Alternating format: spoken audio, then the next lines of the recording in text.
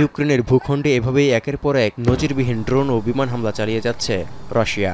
শনিবার চালানো হামলায় কেঁপে উঠেছে ৯টি অঞ্চল।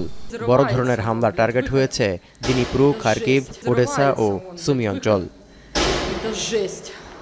রাতভর প্রায় ৬০০ ড্রোন দিয়ে ইউক্রেনে ভয়াবহ হামলা চালিয়েছে রুশ বাহিনী। এছাড়াও ছোড়া হয়েছে প্রায় অর্ধশত ক্ষেপণাস্ত্র।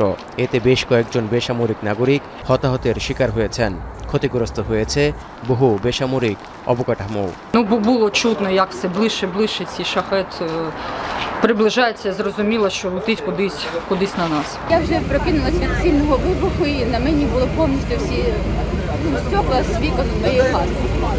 З-під стекол доставала до цього. এদিকে ইউক্রেনের বিমান বাহিনী একটি ভিডিও ফুটেজ প্রকাশ করে দাবি করেছে, শনিবার রাশিয়ার ছোড়া ড্রোন ও ক্ষেপণাস্ত্রগুলোর মধ্যে ৫৫২টি ড্রোন এবং ৩১টি ক্ষেপণাস্ত্র ধ্বংস করেছে তাদের প্রতিরক্ষা ইউনিট। এর জন্য ব্যবহার করা হয়েছে F-16 যুদ্ধবিমানও। একই দিন ইউক্রেনের ড্রোন হামলায় সামারা অঞ্চলে ৪ জন নিহত হয়েছে বলে দাবি রাশিয়ার। এছাড়া প্রায় ৪০০ ড্রোন ভূপাতিত করা হয়েছে বলেও দাবি করছে রুশ প্রতিরক্ষা মন্ত্রণালয়। এমনকি ইউক্রেনের দক্ষিণ পূর্বাঞ্চলের একটি গ্রাম নিয়ন্ত্রণে নেয়ার দাবি মস্কোর।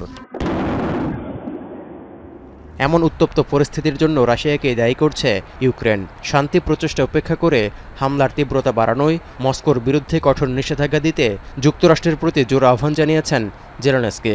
তা না হলে পোল্যান্ড, রোমানিয়া ও এস্তোনিয়ার পর ন্যাটোর সব দেশের জন্যই রাশিয়া হুমকি হয়ে দাঁড়াবে বলে মন্তব্য করেন ইউক্রেনের প্রেসিডেন্ট। Росіяни використовують саме для обходу санкцій. Європа буде протидіяти. Дякую. Дякую, що українські пропозиції до санкційного пакету Євросоюзу багато в чому враховані. Ми очікуємо сильних санкційних кроків також від Сполучених Штатів Америки.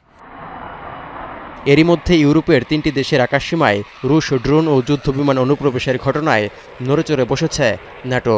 এর প্রতিক্রিয়ায় ব্রিটেনের RAF টাইফুন যুদ্ধবিমান দিয়ে পোল্যান্ডের আকাশে প্রথমবারের মতো টহল দেয়া হয়েছে। রাশিয়াকে মোকাবিলায় পশ্চিমা সামরিক জোট ন্যাটোর পূর্ব সেন্ট্রি মিশনের আওতায় এই টহল দিয়েছে ব্রিটিশ যুদ্ধবিমান।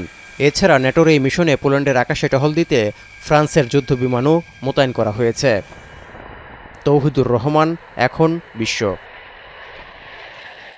বিশ্বের সর্বাধুনিক প্রযুক্তিতে প্রস্তুতকৃত Arik silver wash detergent powder ৫০০ গ্রাম মাত্র ৭০ টাকা। রিমার্ক।